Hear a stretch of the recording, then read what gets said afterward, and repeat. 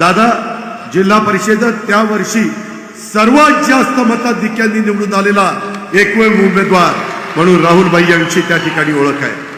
पण जरा विधानसभेला तुम्ही कमी पडला. इथं टाळ्या वाजवायच्या आधी तिथं जरा शिक्के सगळ्यांना आणून बटणं दाबली असती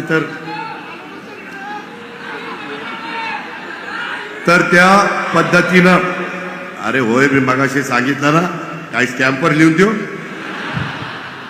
तुम्ही काळजी करू नका. तुम्ही फक्त राहुल भैयाच्या पाठीशी राहा. जिथं जिथं घड्याळाचे उमेदवार उभे केले जातील ते उमेदवार म्हणजे राहुल भैया आहे, एवढंच लक्षात ठेवायचं.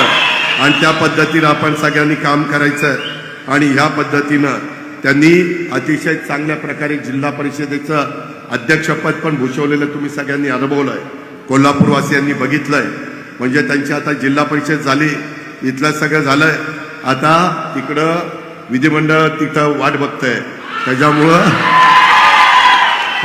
तुम्ही, अरे थांब रे बाबा, तू माझी लिंक तोडतोय.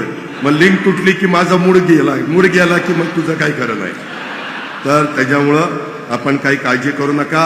10 वर्षापासून राजीव जी सहकारी सूतगिरणी आपली दिंड नेरलीची आहे ती चेअरमन म्हणून त्यांनी उत्तम पद्धतीनं काम केलं.